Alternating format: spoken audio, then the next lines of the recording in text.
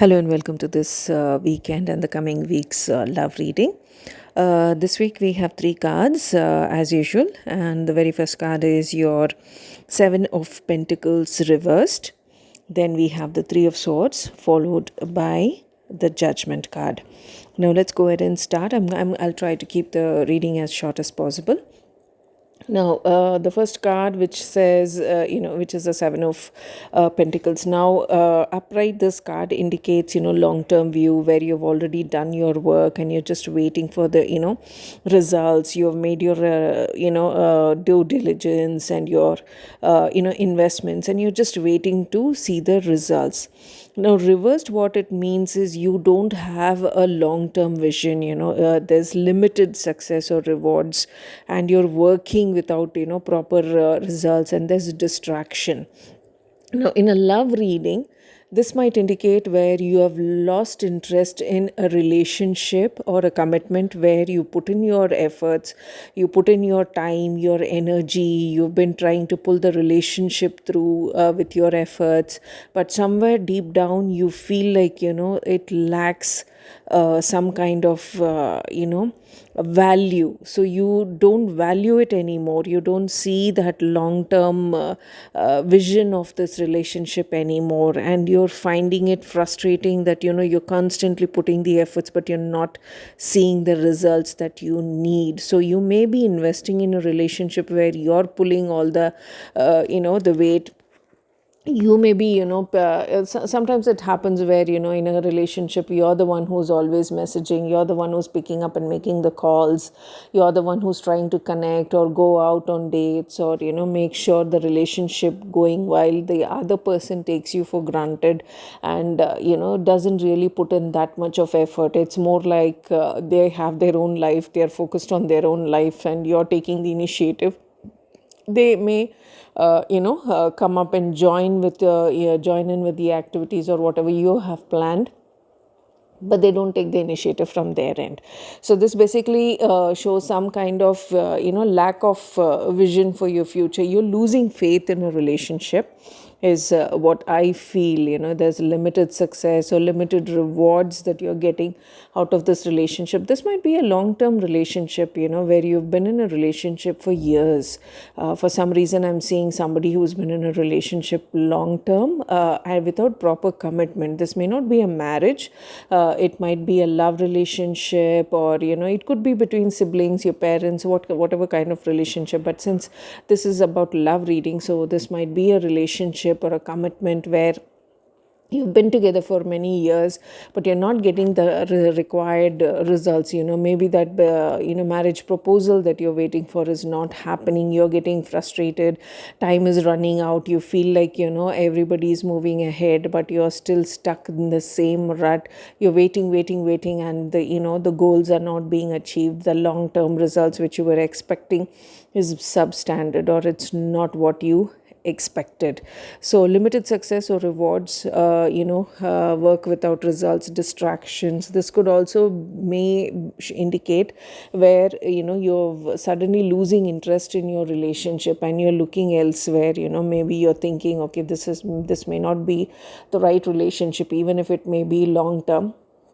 This may not be the right relationship for you, and you're probably thinking of breaking up and quitting from the relationship, finally letting go and saying, no, my happiness matters too, so I need to move on and probably get into a relationship which is fulfilling for both partners and not a one-way street.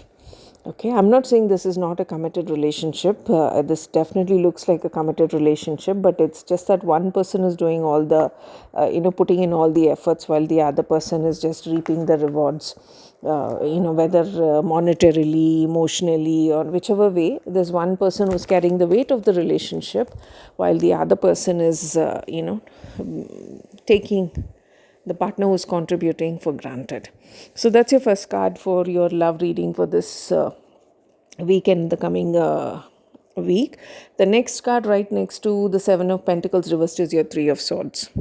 Now, I don't need to say much about the card. I'm not going to describe the card anymore. I mean, one look at it, it's three swords going through the heart. This indicates some kind of heartbreak. This is upright. So this definitely indicates grief, emotional pain, suffering, sorrow. This is loss, depression, hurt, a divorce, and it's right next to the Seven of Pentacles river. So, like I said, there is somebody who's probably have been in a long-term relationship where they're, finally realizing that it's not worth it. So, this person might take the initiative to break off the relationship, or maybe they've been putting in so much of effort, and finally the other person decides to break their heart, or, come out with some kind of information that is heartbreaking, or they might say, okay, I'm done with the relationship. So you feel used, after long term putting in that effort and all that, and finally not getting the kind of results that you had expected with the Seven of Pentacles reverse and this Three of Swords indicating grief and sorrow. So this is going to be a phase where you will be getting some kind of information, or you'll find out some truth which will break your heart. Obviously everybody knows what heartbreak really means. I don't need to explain that card much.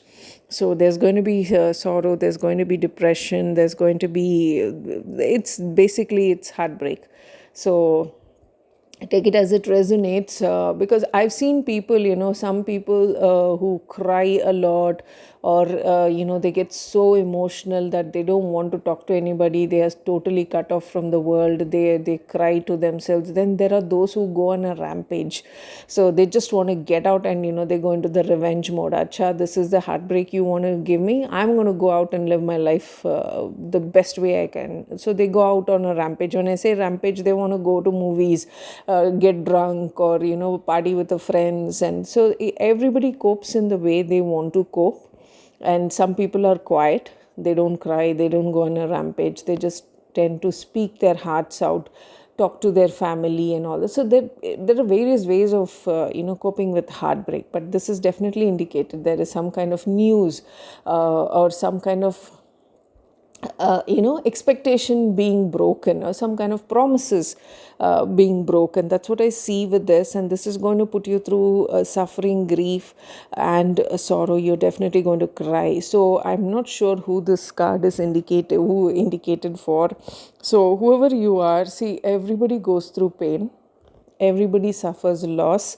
It's not just about a romantic relationship, it's all relationships, whether it's a friendship, or whether it is parental love, or whether it's siblings, or your husband or your wife, your kids.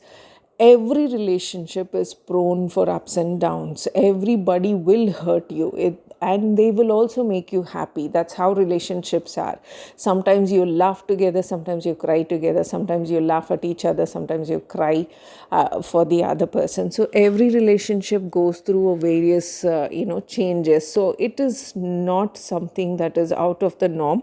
You're not the only person, because I have seen people, genuinely, I play kind of an agony aunt for lot of people. I will not take any names, but I have seen people who cry and break easily over small things that doesn't even need to be taken seriously. So some people will take it very, very seriously and cry over small things. And then there are stone-hearted people. I'm saying stone-hearted people because I've actually seen those kind of people. They will not shed a tear.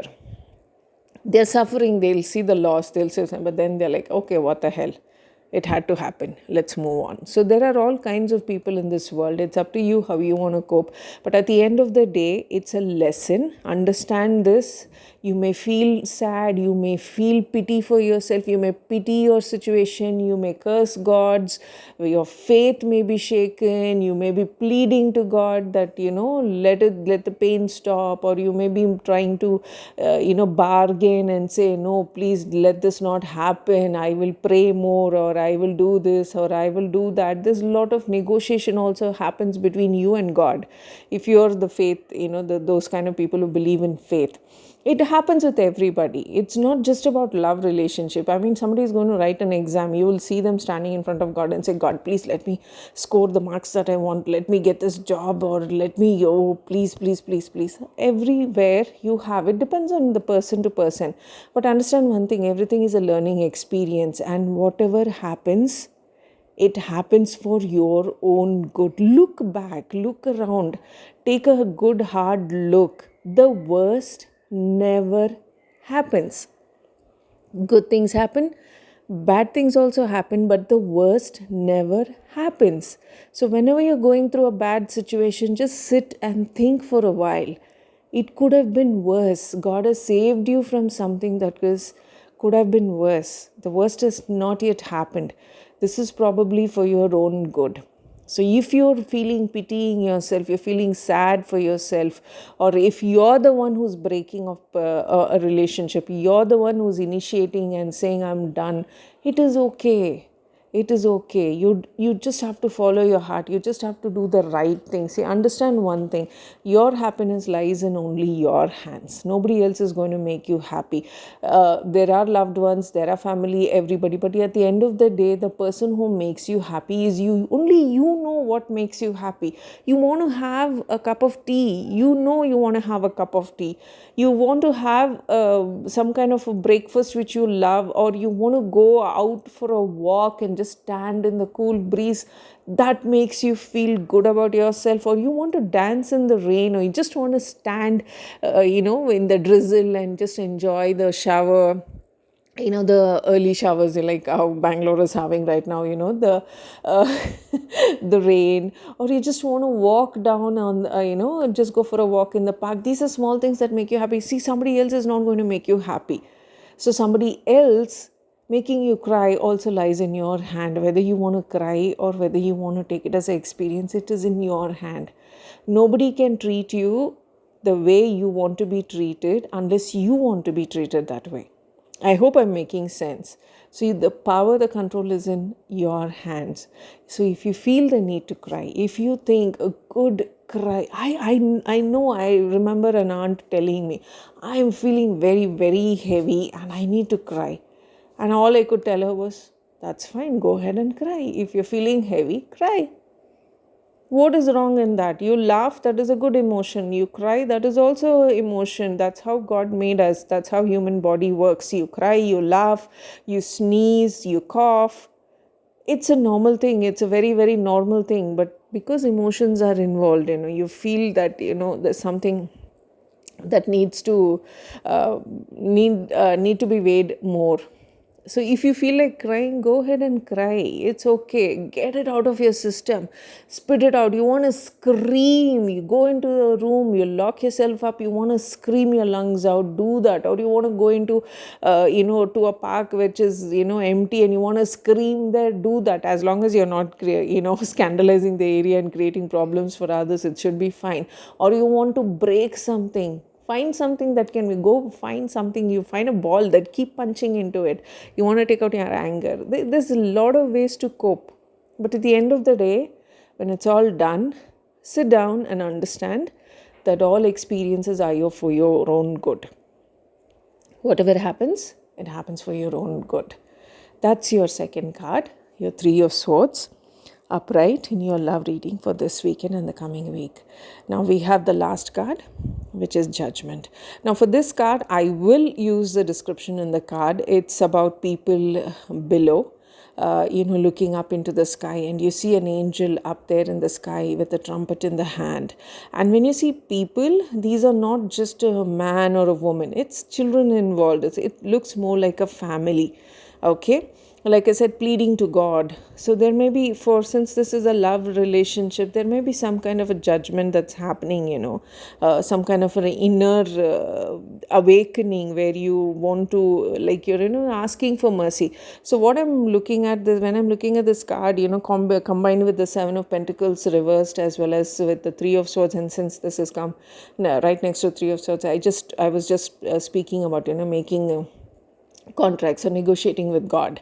So that if you look at this card, that's what it shows. It looks at people, who are looking up and they are pleading, and there's that angel on top, trumpeting and saying, this is what needs to be done, or this is what need not be done. And it looks more like an information or some kind of,